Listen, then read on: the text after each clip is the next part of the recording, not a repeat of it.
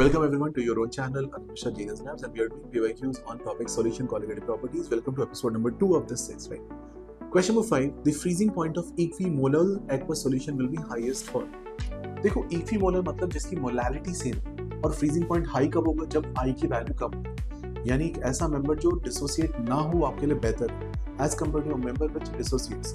तो देखिए चेक करिए, बताइए कौन से ऑप्शन में आपके पास डिसोसिएशन हो ही नहीं रही।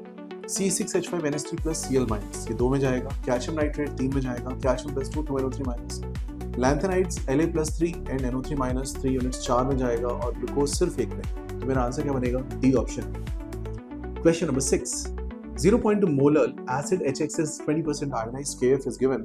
The freezing point of solution is required. Formula use करो, डेल्टा T is IKFM।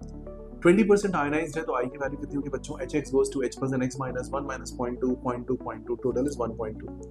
अब यूज करो, फॉर्मूले में रखो और डेल्टा T की वैल्यू निकाल लो। बहुत सीधा सा क्वेश्चन है, सॉल्व करोगे तो आंसर निकल के आएगा -0.45, यानी कि ऑप्शन नंबर ए कर लेंगे।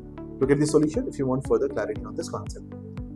Coming to the next question, number 7. The molecular weight of benzoic acid in benzene as determined by depression freezing point method corresponds to. Now, benzoic acid in benzene gets dimerized, or even any acidic acid also in benzene gets dimerized. Dimerize कैसे होता है? Structure आपको पता है, as bonding बनाते हुए दोनों groups को कंबाइन कर दोगे। आप स्क्रीन पे देख सकते हैं कैसे डाइमराइजेशन होती है। तो करस्पॉन्डिंग अल्फा की वैल्यू कितनी निकाल के आओगे? आपसे पूछा गया है corresponding to ionization of benzoic acid, dimerization of benzoic acid, trimerization of benzoic acid, solvation of benzoic acid, which is the best and correct reason? Dimerization of benzoic acid, 2 units combine हो रहे हैं। Question number 8. During depression of freezing point in solution the following are in equilibrium.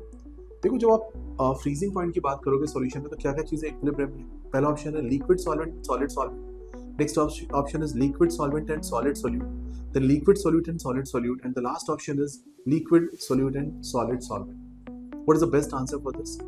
Option number A. Remember the freezing point of the liquid solid remains in equilibrium, right? So correct answer for this is option number A, liquid solvent and solid solvent.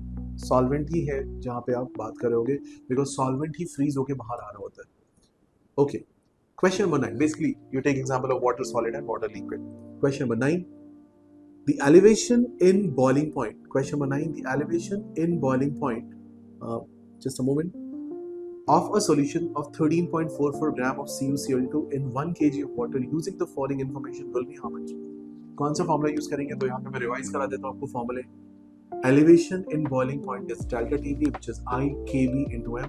Kb is molar elevation constant, M is molality and I is matter factor. Okay? CuCl2 के लिए अगर हम बात करोगे तो Cu plus 2 into Cl minus I की value निकाल सकते हो और आंसर लेके आ सकते हो। Kb आपको गिवन है, 13.44 ग्राम CuCl2 को आप डिवाइड कर दो इसके मॉलिक्यूलर वेट से, which is 13.44 अपॉन 134.4, 0.1 मोल्स आ जाएंगे। यहाँ से आप वैल्यू सॉल्व करेंगे तो आपके पास आंसर निकल के आ जाएगा ऑप्शन नंबर ए। ऑप्शन नंबर ए यानी कि 0.16 कर लोगे, सीधा सा question, doable question everybody. Great. Question number 10 on your screen. When 20 gram of naphthoic acid is dissolved in 50 gram of benzene, a freezing point 2K is observed, the matter factor. सीधा formula based question है भाई। Delta TF is IKFM, values रख दो, answer निकाल लो। ध्यान रखना moles निकालते समय आपको 20 ग्राम नैप्थोइक एसिड को डिवाइड करना पड़ेगा उसके मॉलिक्यूलर वेट से, वो आप कैलकुलेट कर लीजिएगा। Rest all is very simple and clear. 172 ग्राम पर कुछ इसका वैल्यू है। तो अगर आप सॉल्व करोगे यहाँ से I का वैल्यू 0.5 आता है एंड आंसर बनेगा option number A. I hope you are understanding these questions. Keep watching, liking, subscribing and sharing with all your friends. Thanks a lot.